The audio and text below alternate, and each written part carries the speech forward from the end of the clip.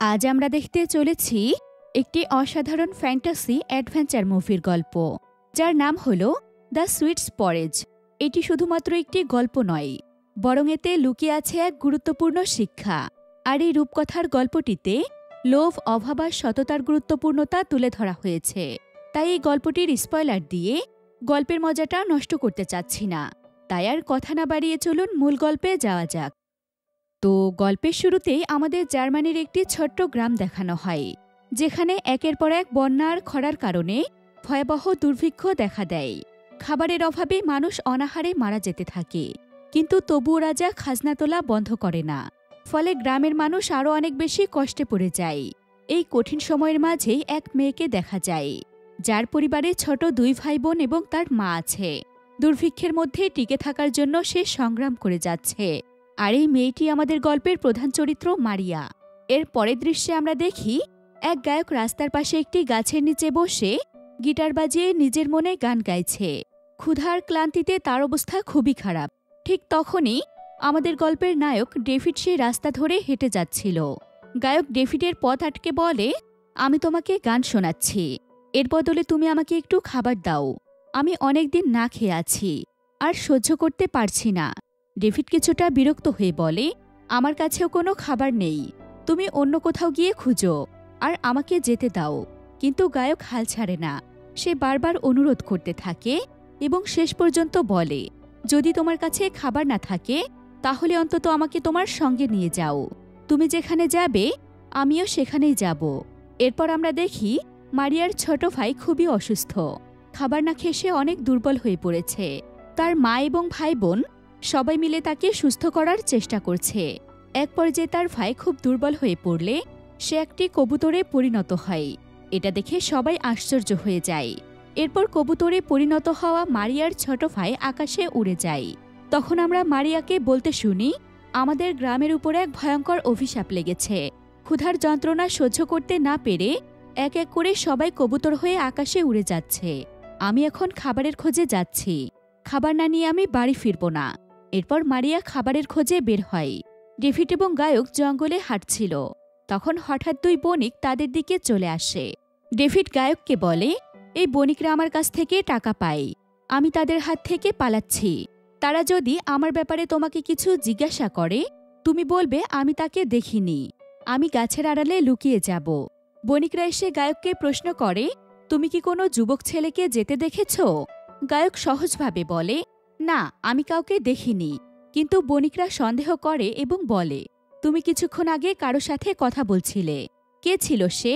গায়ক একটু অস্বস্তি নিয়ে উত্তর দেয়, আমি নিজেই নিজের সাথে কথা বলছিলাম। তবে বণিকরা রেগে গিয়ে গায়কের গলায় ছুরি ধরে বলে, আমরা জানি তুমি মিথ্যা বলছো। তুমি যদি ডেভিডকে আমাদের সামনে না আনো আমি তোমাকে মেরে ফেলব।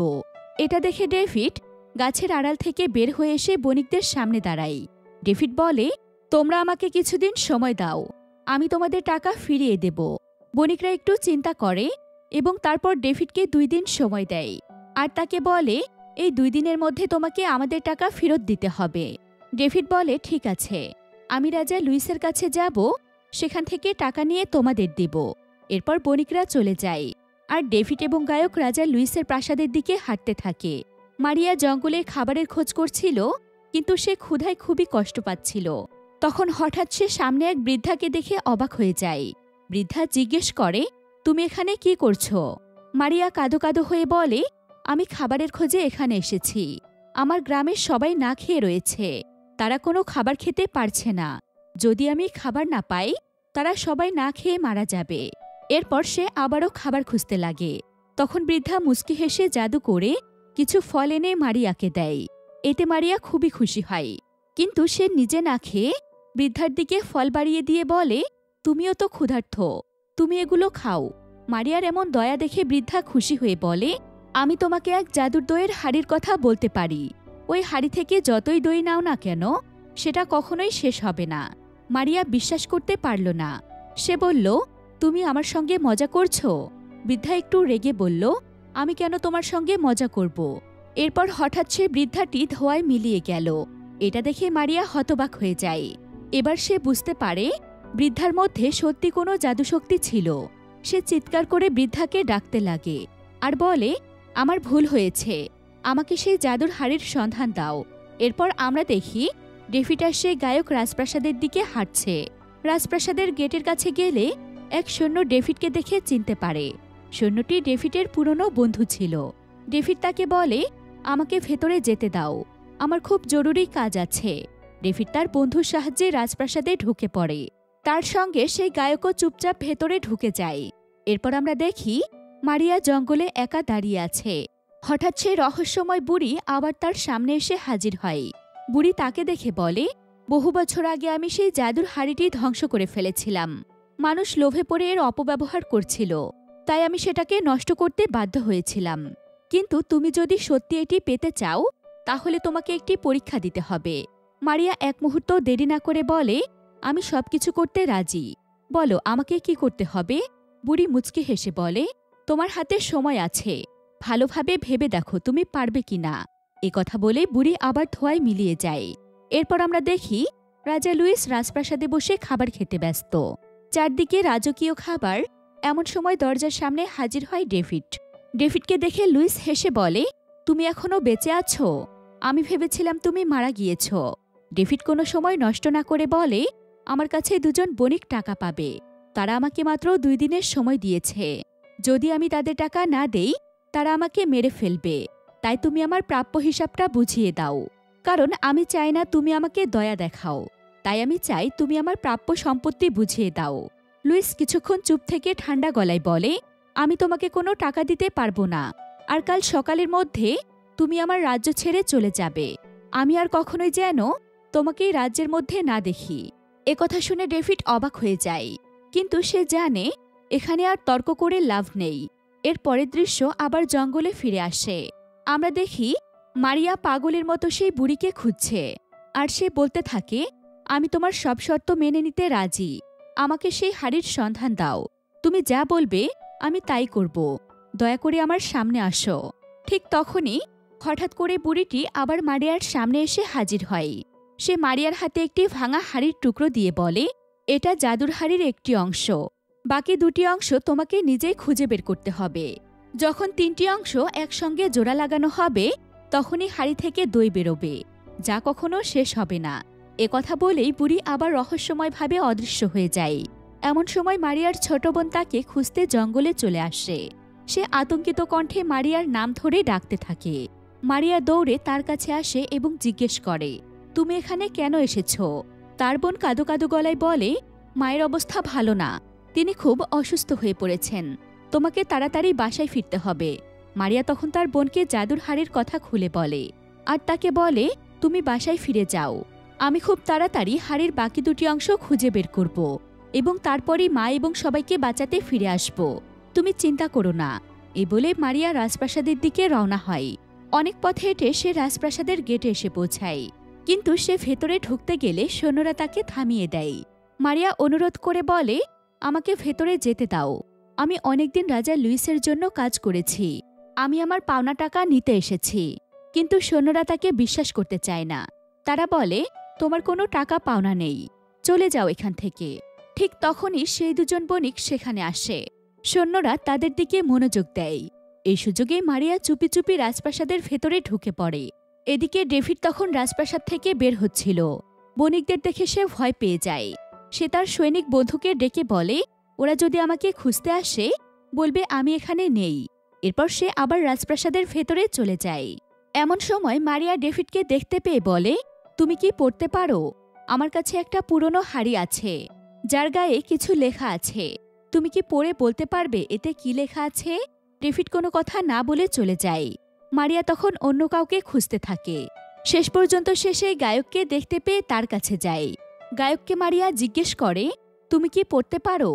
এই হাড়ির গায়ে কিছু লেখা আছে, কিন্তু আমি পড়তে জানি না, তুমি কি পড়ে বলতে পারবে এই হাড়িটির গায়ে কি লেখা আছে? গায়ক হাড়ির লেখা দেখে বলে, এখানে একটা উঁচু পাহাড়ের কথা বলা আছে। গায়ক অবাক হয়ে জিজ্ঞেস করে, এই হাড়ি এত গুরুত্বপূর্ণ কেন? মারিয়া বলে, এটা একটা জাদুর হাড়ি, যদি আমি এর সব টুকরো জোড়া লাগাতে পারি তবে এটি থেকে দই বের হবে, যা কখনো শেষ হবে না। মারিয়া তখনও প্রাসাদের ভেতরেই ছিল, আর সে গায়ক সেখানে একটা বাটিতে খাবার দেখে খুশিতে আত্মহারা হয়ে যায়। ক্ষুধার্ত গায়ক কিছু না ভেবে খাবার খেতে বসে যায়। এদিকে প্রাসাদের বাইরে দুজন বণিক দাঁড়িয়েছিল। তারা ডেভিডকে খুঁজছিল। তারা অস্থির হয়ে অপেক্ষা করছিল, কারণ ডেভিড তাদের টাকা শোধ করেনি। অন্যদিকে মারিয়া পাহাড়ের সন্ধান পেতে মরিয়া হয়ে উঠেছিল। সে বেশি দেরি না করে দ্রুত প্রাসাদ থেকে বেরিয়ে যায় এবং পাহাড়ের দিকে ছুটতে থাকে। প্রাসাদের ভেতরে তখন অন্য এক ঘটনা ঘটছিল। ডেভিড রাজা লুইসের কাছে গিয়ে অভিযোগ করে, গায়ক রাজপ্রাসাদে ঢুকে খাবার চুরি করেছে। রাজা রেগে গিয়ে সৈন্যদের আদেশ দিলেন গায়ককে ধরে নিয়ে আসতে। কিছুক্ষণের মধ্যে সৈন্যরা গায়ককে ধরে নিয়ে আসে। রাজা তাকে দেখে ধমক দিয়ে বলে, তুমি এত বড় সাহস কোথায় পেলে? আমার প্রাসাদে ঢুকে খাবার চুরি করেছ? আমি তোমাকে কঠিন শাস্তি দেব। গায়ক কাঁপতে কাঁপতে হাত জোর করে বলে, মহারাজ, আমি খুব ক্ষুধার্ত ছিলাম, তাই খাবার দেখে লোভ সামলাতে পারিনি। তবে আমি আপনাকে এমন এক জাদুর হাড়ির কথা বলতে পারি যেটা থেকে খাবার কখনো শেষ হবে না। রাজা অবাক হয়ে গায়কের দিকে তাকিয়ে বলে, এমন কিছু কি থাকতে পারে? কোথায় সে হাড়ি?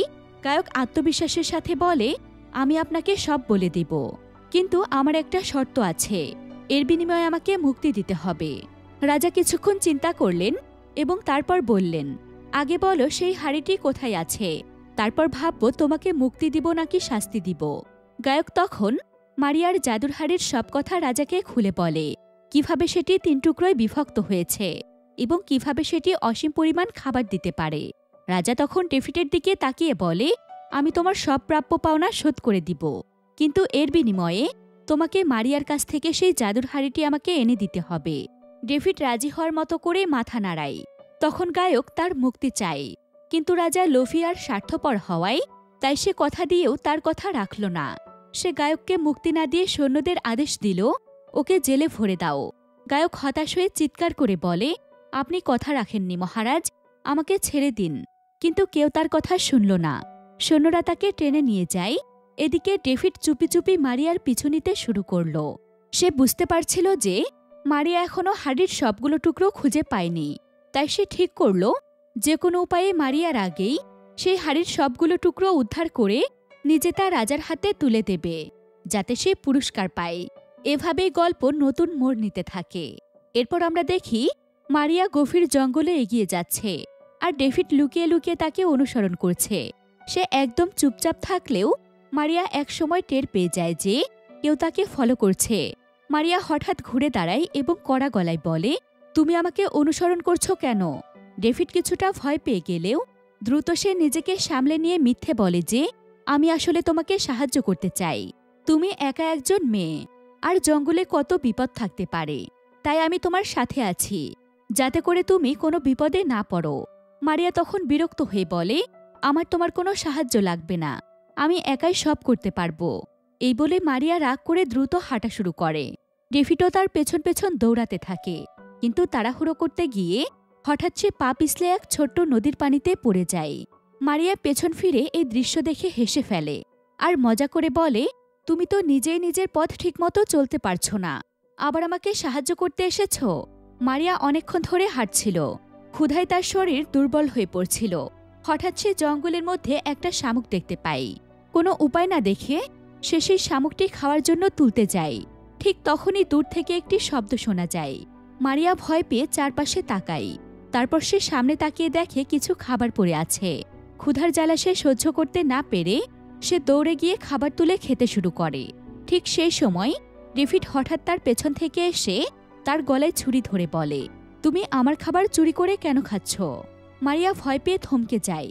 তারপর সে ধীরে ধীরে বলে, আমি অনেক ক্ষুধার্ত ছিলাম, খাবার দেখে নিজেকে নিয়ন্ত্রণ করতে পারিনি। ডেভিড কয়েক মুহূর্ত চুপ থাকে। তারপর সে ছুরিটি নামিয়ে বলে, ঠিক আছে, খাও। ডেভিড কিছু বলছে না দেখে মারিয়া স্বস্তির নিঃশ্বাস ফেলে খাবার খেতে থাকে। খাওয়া শেষ হলে সে ডেভিডের দিকে তাকিয়ে বলে, আমি তোমাকে রাজপ্রাসাদে দেখেছিলাম, তুমি সেখানে কি করছিলে? ডেভিড মিথ্যা বলে যে, আমি রাজা লুইসের কাছ থেকে আমার পাওনা টাকা আনতে গিয়েছিলাম, কিন্তু সে আমাকে কিছুই দেয়নি। তারপর ডেভিড আবার মারিয়ার দিকে তাকিয়ে বলে, এখন কি আমি তোমার সঙ্গে যেতে পারি? তুমি কি এখনো মনে করো আমি তোমাকে সাহায্য করতে পারবো না? মারিয়া কিছুক্ষণ ভাবল, তারপর বলে, ঠিক আছে, তুমি আমার সঙ্গে আসতে পারো। মারিয়া ও ডেভিড একসঙ্গে পাহাড়ের দিকে যাত্রা শুরু করে। তারা ধীরে ধীরে দুর্গম পথ পেরিয়ে সামনে এগিয়ে যায়। অন্যদিকে সেই দুই বণিক রাজপ্রাসাদে গিয়ে রাজা লুইসের সঙ্গে দেখা করে। বণিকরা রাজার কাছে অভিযোগ করে, আপনার ভাই ডেভিড আমাদের কাছ থেকে টাকা ধার নিয়েছিল, কিন্তু এখনও ফেরত দেয়নি। রাজা লুইস একটু চিন্তা করে বলে, আমি তোমাদের সব টাকা পরিশোধ করব, এমনকি তোমাদের আরও কিছু টাকা দিব, তবে এর বিনিময়ে তোমাদের আমার একটা কাজ করে দিতে হবে। বণিকরা আগ্রহী হয়ে জিজ্ঞেস করে, কি কাজ মহারাজ? রাজা তখন তাদেরকে মারিয়ার সেই জাদুর হাড়ির বিষয়টি জানায় এবং বলে, আমার সেই জাদুর হাড়িটি চাই, তোমরা যদি সেটা এনে দিতে পারো তাহলে আমি তোমাদের সব টাকা ফেরত দেব। এদিকে আমরা দেখি মারিয়া ও ডেভিড অবশেষে পাহাড়ের কাছে পৌঁছেছে। মারিয়া পাহাড়ে ওঠার প্রস্তুতি নিতে থাকে। ডেভিড তাকে সাহায্য করতে চাইলে মারিয়া বলে, আমি একাই পারব, তোমার সাহায্যের প্রয়োজন নেই, তুমি এখানে অপেক্ষা করো। মারিয়া ধীরে ধীরে পাহাড়ে উঠতে শুরু করে। ঠিক তখনই আশ্চর্যজনক এক ঘটনা ঘটে, আর পুরো পাহাড় কেঁপে ওঠে, যেন পাহাড়টি জীবন্ত হয়ে গিয়েছে। আর গম্ভীর কণ্ঠে বলে, মারিয়া ফিরে যাও, তুমি এখানে উঠতে পারবে না। কিন্তু মারিয়া দমে যায় না, সে পাহাড়ের কথা উপেক্ষা করে অনেক কষ্ট করে পাহাড়ের উপরে উঠতে থাকে। বাতাস তীব্র হয়ে যায়, মনে হয় যেন পাহাড় তাকে ধাক্কা দিয়ে ফেলে দেবে, তবুও সে শক্ত করে পাথর আঁকড়ে ধরে উপরে উঠতে থাকে। অবশেষে অনেক কষ্টের পর সে পাহাড়ের চূড়ায় পৌঁছে যায়। সেখানে সে একটি ভাঙা হাড়ির টুকরো খুঁজে পায়। এটাই সেই জাদুর হাড়ির প্রথম অংশ। মারিয়া পাহাড় থেকে নামার সাথে সাথেই দুজন গুন্ডা তাকে আক্রমণ করে। তারা মারিয়াকে থামিয়ে বলে, তোমার কাছে যা আছে আমাদের দিয়ে দাও। মারিয়া তাদের বাধা দিলে তারা জোর করে মারিয়ার কাছে থাকা সমস্ত কিছু নিতে চায়। ঠিক তখনই ডেভিড এসে গুন্ডাদের সঙ্গে লড়াই করে এবং মারিয়াকে তাদের হাত থেকে রক্ষা করে। এরপর মারিয়া হাড়ির ভাঙা টুকরোটি মূল হাড়ির সাথে জোড়া লাগায়। তখন হঠাৎ করে হাড়ির গায়ে নতুন কিছু লেখা দেখা যায়। ডেভিড তা পড়ে শোনায়। এতে কুয়াশায় ঢাকা এক উপত্যকার কথা বলা হয়েছে। আমাদের এখন সেখানে যেতে হবে। মারিয়া আর ডেভিড কুয়াশায় ঢাকা উপত্যকার দিকে হাঁটতে থাকে। চলতে চলতে রাত নেমে আসে। চারদিকে ঘন অন্ধকার আর ঠান্ডা বাতাস বইতে থাকে। তারা দুজন একটা ছোট গাছের নিচে বসে বিশ্রাম নেয় এবং আগুন জ্বালিয়ে শরীর গরম করে। আগুনের আলোয় ডেভিডকে কিছুটা চিন্তিত দেখা যায়, আর মারিয়া চুপচাপ বসে থাকে, যেন তার মনে অনেক কথা জমে আছে। হঠাৎ ডেভিড জিজ্ঞেস করে, তুমি এত চুপ কেন? কি ভাবছ? মারিয়া ধীরে ধীরে বলে, আমার পরিবার আমার উপর নির্ভরশীল। আমি যদি খাবার নিয়ে না ফিরি তাহলে তারা না খেয়ে কষ্ট পাবে। আমার মনে হচ্ছে আমি এখানে সময় নষ্ট করছি। তখন মারিয়া কৌতূহলী হয়ে জানতে চাই, তোমার পরিবারে আর কে আছে? ডেভিড একটু থেমে বলে, আমার বাবা মা নেই, ছোটবেলাতেই মারা গিয়েছে, আর আমার শুধুমাত্র একজন ভাই আছে। কিন্তু সে খুবই ক্ষমতালোভী এবং স্বার্থপর মানুষ। সে শুধু নিজের স্বার্থটাই বোঝে, অন্য কাউকে নিয়ে ভাবে না। তবে ডেভিড মারিয়ার কাছে এটা লুকায় যে রাজা লুইসই হলো তার ভাই। তারা গল্প করতে করতে কিছুক্ষণ পর মারিয়া ক্লান্ত হয়ে ঘুমিয়ে পড়ে। চারপাশে নিস্তব্ধতা নেমে আসে, শুধু আগুনের মৃদু শব্দ শোনা যায়। ডেভিড তখন মারিয়ার পাশে বসে হাড়িটির দিকে তাকিয়ে থাকে, আর তার মনে লোভ কাজ করে। রাজা লুইসের আদেশ অনুযায়ী সে তো এই হাড়িটাই চেয়েছিল। মারিয়া গভীর ঘুমে থাকায় সে আস্তে করে হাড়িটি তুলে নেয় এবং দ্রুত সেখান থেকে চলে যেতে থাকে। কিন্তু কিছু দূর গিয়ে তার মনে এক ধরনের অপরাধবোধ কাজ করে। সে ভাবে, মারিয়া কত কষ্ট করে এই হাড়িটি খুঁজছে, আর আমি কেবল নিজের স্বার্থের জন্য এটাকে চুরি করছি। এটা কি ঠিক হচ্ছে? একথা ভাবতে ভাবতে তার মন খারাপ হয়ে যায়। তার বিবেক বাধা দিতে থাকে। অবশেষে সে ফিরে আসে এবং মারিয়ার পাশে হাড়িটি রেখে দেয়। অন্যদিকে রাজা লুইস খুবই রেগে যায়, কারণ সে এখনও সেই জাদুর হাড়িটি পায়নি। সে ভাবে, ডেভিডের তো অনেক আগেই হাড়িটি নিয়ে আসার কথা, কিন্তু এখনও সে আসেনি কেন? রাগের মাথায় সে তার সেনাপতিকে ডেকে বলে, তাড়াতাড়ি করে মারিয়ার পরিবারকে ধরে নিয়ে আসো। এরপর মারিয়া আর ডেভিড উপত্যকায় পৌঁছায়। হঠাৎ উপত্যকার ভেতর থেকে এক নারী মারিয়াকে ডাকে। ডেভিড তার সাথে যেতে চাইলে ভেতর থেকে শুধু মারিয়াকেই যেতে বলা হয়। উপত্যকার মধ্যে ঢুকলে মারিয়া একটি মেয়েকে দেখতে পায়, যে কিনা হলো হোয়াইট কুইন। হোয়াইট কুইন মারিয়াকে বলে, তোমার সামনে দুটি রাস্তা আছে। একদিকে তুমি তোমার প্রিয় মানুষদের ফিরে পাবে, যারা ক্ষুধার জ্বালায় দুর্বল হয়ে কবুতরে পরিণত হয়েছে, আর অন্যদিকে তুমি সেই জাদুর হাড়ির তৃতীয় টুকরোটি পাবে। মারিয়া কিছুক্ষণ ভাবতে থাকে, একদিকে তার প্রিয় মানুষরা, অন্যদিকে হাড়ির টুকরো। শেষে মারিয়া হাড়ির তৃতীয় টুকরোটি নেওয়ার সিদ্ধান্ত নেয়। এই সব কিছুই সেই বুড়ি দূর থেকে দেখছিল। মারিয়া উপত্যকা থেকে বের হয়ে হাড়ির তৃতীয় ভাঙা টুকরো জোড়া লাগায়, কিন্তু সেটি জোড়া লাগানোর পরও সেই হাড়ি থেকে কোনো খাবার বের হয় না। এটা দেখে মারিয়া হতাশ হয়ে পড়ে। ডেভিড তখন তাকে সান্ত্বনা দিয়ে বলে, তুমি হতাশ হও না, আমরা দুজন মিলে এই সমস্যার সমাধান করব। এমন সময় দুই বণিক এসে ডেভিডকে বলে, তুমি আমাদের টাকা না দিয়ে এখানে একটা মেয়ের সঙ্গে প্রেম করছো। ডেভিড তাদেরকে শান্তভাবে বলে, আমি তোমাদেরকে টাকা ফিরিয়ে দেব, আমাকে শুধু একটু সময় দাও।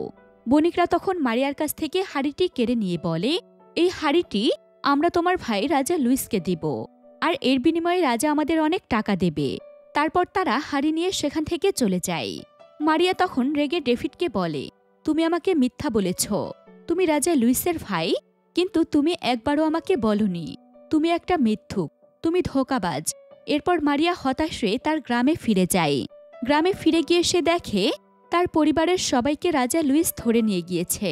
মারিয়া তখন আরও অসহায় হয়ে পড়ে। অন্যদিকে বণিকরা সেই হাড়ি নিয়ে রাজা লুইসের কাছে যায়। রাজা হাড়িটি দেখে বলে, এটা যে আসল হাড়ি, আমি তা কিভাবে বুঝব? তুমি ডেভিড অথবা মারিয়াকে ধরে নিয়ে আসো, তখন আমি বুঝব এটা আসল হাড়ি। এদিকে ডেভিডকে জঙ্গলে একা বসে থাকতে দেখা যায়। তার মন খারাপ এবং সে ভাবছে এখন সে কি করবে। মারিয়া তখন গ্রামে ফিরে এসে কোনো ফল পায়নি। তখন সে আবার বনে ফিরে যায়। বনের গভীরে প্রবেশ করে সে সেই বুড়ির সন্ধানে বের হয়। বেশ কিছু সময় অনুসন্ধান করার পর অবশেষে সে বুড়িকে দেখতে পায়। বুড়ির কাছে পৌঁছানোর পর মারিয়া হতাশ হয়ে তাকে বলে, আমি তোমার দেওয়া সকল কথা পূরণ করেছি। তোমার নির্দেশ অনুসারে আমি সেই হাড়ির দুটি ভাঙা টুকরো একত্র করেছি, কিন্তু তারপরও সেখানে কোনো খাবার বের হচ্ছে না। তুমি আমাকে মিথ্যা বলেছ, আমি কিভাবে জানবো এটা সত্যি? বুড়ি তখন শান্তভাবে মারিয়াকে বুঝিয়ে বলে, আমি তোমার পরীক্ষা নিয়েছিলাম, তুমি সেই পরীক্ষায় সফলভাবে পাশ করেছ। তারপর বুড়ি মারিয়াকে কাছে ডেকে সেই বিশেষ মন্ত্রটি শিখিয়ে দেয়, যার সাহায্যে হাড়ি থেকে দই বের হবে। এরপর আমরা দেখতে পাই ডেভিড রাজপ্রাসাদে পৌঁছেছে। সেখানে সে আবারও তার পুরনো সৈনিক বন্ধুর সাহায্যে রাজপ্রাসাদের ভেতরে প্রবেশ করে। ভেতরে প্রবেশ করে সে সেই হাড়ি নিয়ে বের হয়ে আসে। বের হওয়ার সময় ডেভিডের সঙ্গে বণিকদের সংঘর্ষ হয়। তারা ডেভিডকে ধরার চেষ্টা করে, কিন্তু সে বণিকদের সাথে তুমুল লড়াই করে। শেষ পর্যন্ত পালিয়ে যেতে সক্ষম হয়। অন্যদিকে আমরা দেখতে পাই জেলখানায় মারিয়ার ছোট ভাই একটি সৈনিককে খাবার খেতে দেখে এবং ক্ষুধার জ্বালায় কান্না করতে থাকে। এমন সময় সেই গায়ক সৈনিকের কাছে খাবার চাইতে গেলে সেই সৈনিক তাকে খাবার না দিয়ে বরং তাকে ব্যঙ্গ করতে থাকে। এই পরিস্থিতিতে গায়ক রেগে জোরে জোরে গিটার বাজাতে শুরু করে। তার গিটার বাজানোর শব্দ শুনে সৈনিক ক্ষেপে গিয়ে গায়ককে মারতে আসে। তখন গায়ক খুব চালাকির সঙ্গে মারিয়ার পুরো পরিবারকে নিয়ে সেখান থেকে পালিয়ে যায়। গায়ক মারিয়ার পরিবারকে নিয়ে পালানোর সময় সেখানে তার চোখ পড়ে যায় মারিয়ার দিকে। তখন মারিয়া তাদের দেখে ছুটে আসে। ঠিক সেই মুহূর্তে ডেভিড সেই হাড়ি নিয়ে এসে মারিয়ার সামনে দাঁড়ায়। ডেভিড ধীরে ধীরে তার ভাইয়ের পরিচয় ও সবকিছু মারিয়াকে খুলে বলে। যখন মারিয়া তার ভুল বুঝতে পারে তখন তাদের মধ্যে সবকিছু পরিষ্কার হয়ে যায়। তারা একসাথে দ্রুত পালাতে থাকে, কিন্তু সেই দুজন বণিক এবং রাজা লুইস তাদের আবার ধরে ফেলে এবং রাজপ্রাসাদে নিয়ে আসে। রাজা তখন মারিয়ার কাছে সেই গোপন মন্ত্রটি জানতে চায়, যেটা পাঠ করলে হাড়ি থেকে খাবার বের হবে। মারিয়া রাজাকে শর্ত দেয় যে সে তাকে মন্ত্র শেখাবে, তবে তার আগে তার পরিবার ও অন্য সবাইকে মুক্তি দিতে হবে। রাজা বাধ্য হয়ে সবাইকে মুক্ত করে দেয় এবং মারিয়া তার দেওয়া শর্ত অনুযায়ী মন্ত্র দিয়ে হাড়ি থেকে দই বের করে দেয়। আর রাজা এবং বণিকরা সেই দই খেতে শুরু করে। হাড়ি থেকে এত পরিমাণে দই বের হতে থাকে যে চারদিকে দইয়ের সাগর তৈরি হয়ে যায়। একসময় বণিকেরা দইয়ের সাগরে ভেসে প্রাসাদ থেকে বের হয়ে যায়। তখন দূরে দাঁড়িয়ে থাকা সেই বুড়ি তাদের দেখতে পায় এবং জাদুর মাধ্যমে তাদের মুরগিতে পরিণত করে দেয়। মারিয়া গ্রামে ফিরে এসে সবাইকে দই খেতে দেয়। এরপর আমাদেরকে তার দুই ভাইকে দেখানো হয়, যারা কবুতরে পরিণত হয়েছিল। একে একে তারা তাদের আসল রূপে ফিরে আসে। গ্রামবাসীরা ধীরে ধীরে তাদের অভিশাপ থেকে মুক্তি পায় এবং সবার জীবনে শান্তি ফিরে আসে। গ্রাম আস্তে আস্তে পুরনো অবস্থায় ফিরে আসে এবং এখানে এই সুন্দর ফ্যান্টাসি অ্যাডভেঞ্চার মুভির গল্পটির সমাপ্তি ঘটে। আসসালামু আলাইকুম।